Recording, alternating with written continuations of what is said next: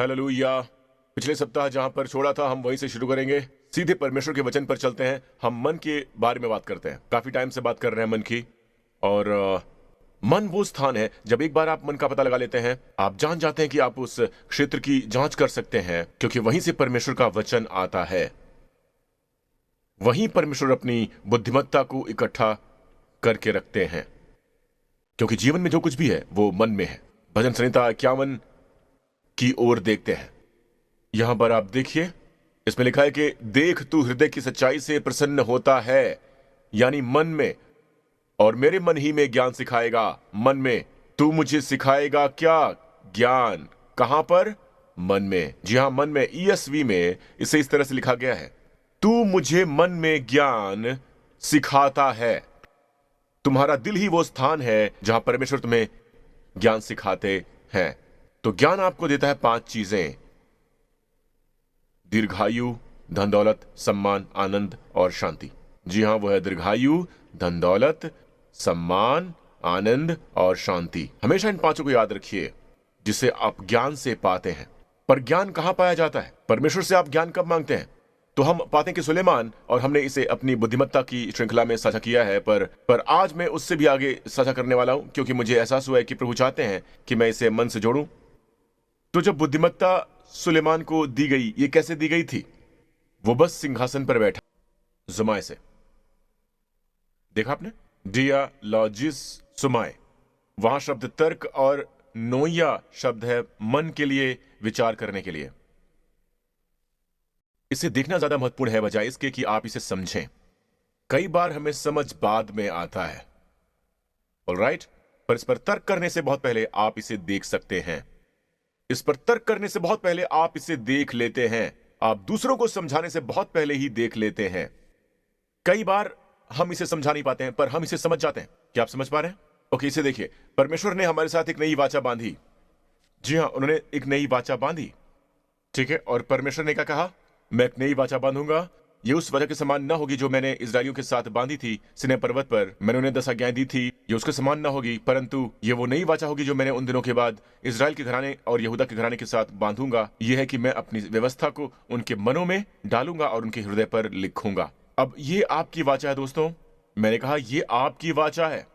प्रभु कहते हैं कि ये वो वाचा है जो मैं उन दिनों के बाद इजराइल के घराने के साथ बांधूंगा, जो कि मैं अपनी व्यवस्था को उनके मनों में डालूंगा। अब जाहिर है कि ये व्यवस्था 10 आज्ञाएं बिल्कुल नहीं है, ये बाहर का है। आमीन। ये व्यवस्था मनुष्य की सलाह नहीं है। एक बार फिर, ये बाहर का है। ये व्यवस्था परमेश्वर का निर्देश है।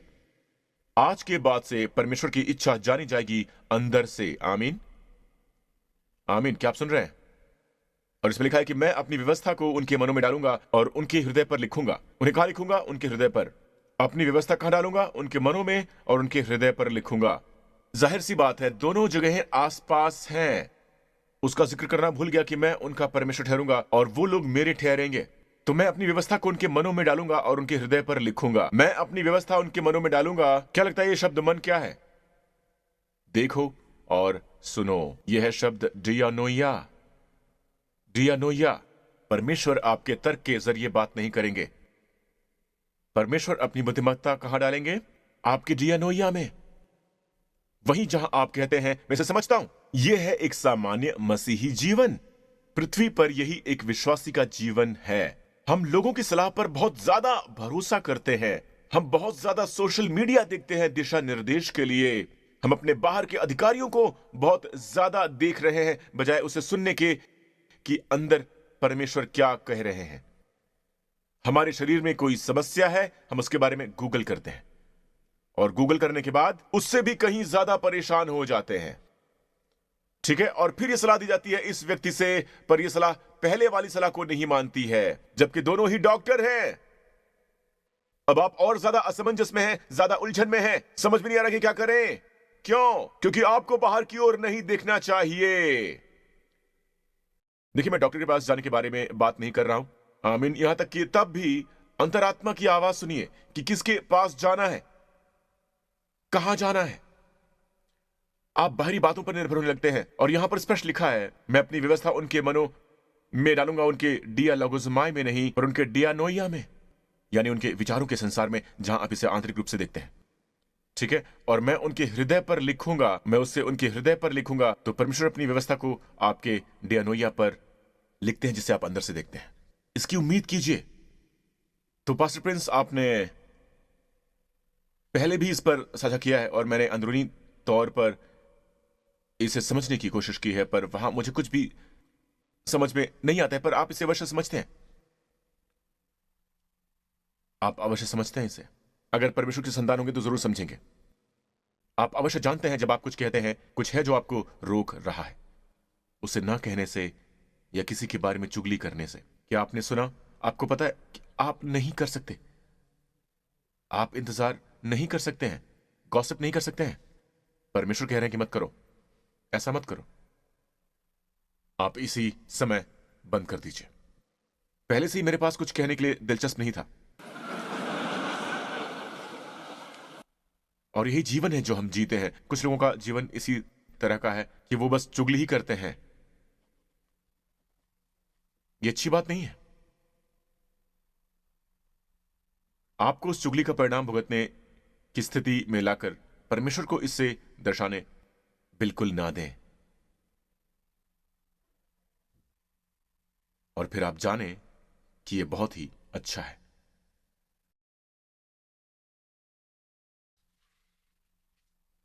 क्या आप मुझे समझ पा रहे हैं? क्या आप सीख रहे हैं? आमीन। बाइबल में बताती है कि अगला वचन देखते हैं। नई वाचा की हर एक अपने देश वाले को और अपने भाई को यह शिक्षा न देगा कि तू प्रभु को पहचान, क्योंकि छोटे से बड़े तक सब मुझे जान लेंगे। तो आपको जरूरत नहीं है, सुनिए, आपको इस बात से दिशा निर्देश की आवश्यकता नहीं है। मेरे जीवन में भी, यहां तक कि हमें बाहर से पुष्टि की जरूरत होती है, हमें बाहर से वैलिडेशन की जरूरत होती है। कई बार मैं कहता हूं कि पुष्टि करने की, ना कि दिशा निर्देश की।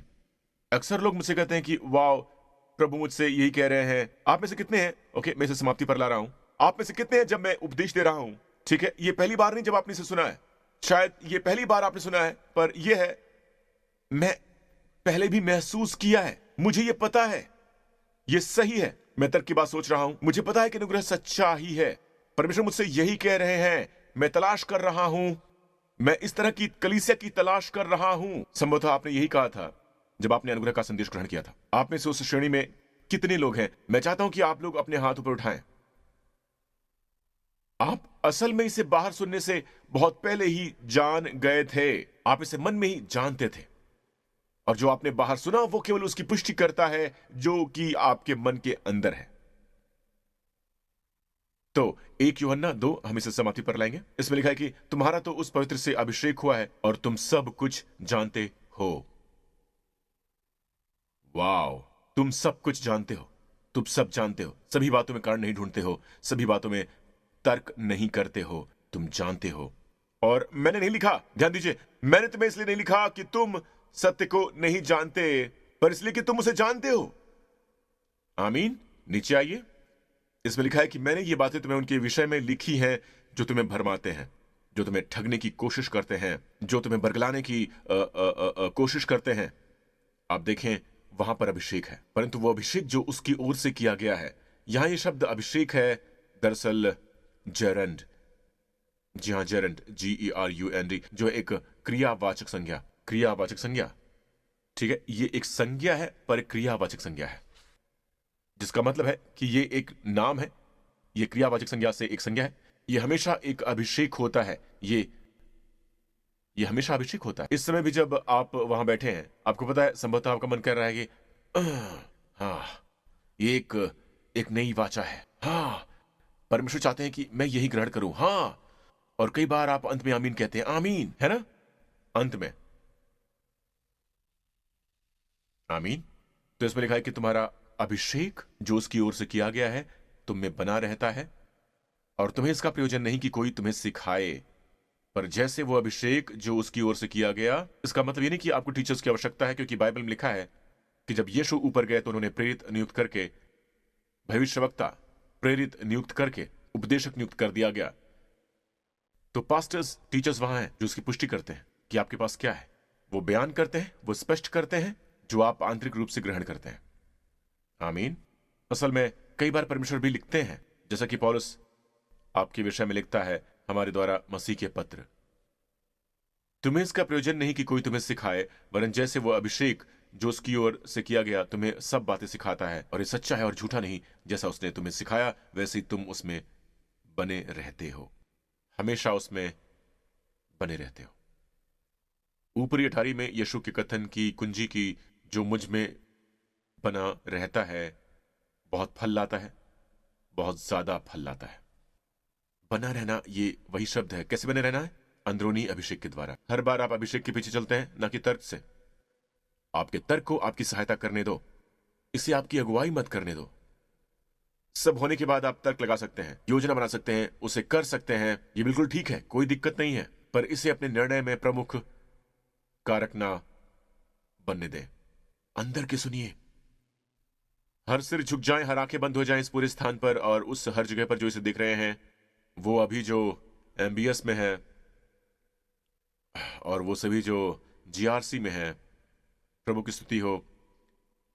अब आपका दिल इस अद्भुत यीशु के द्वारा छुआ गया है।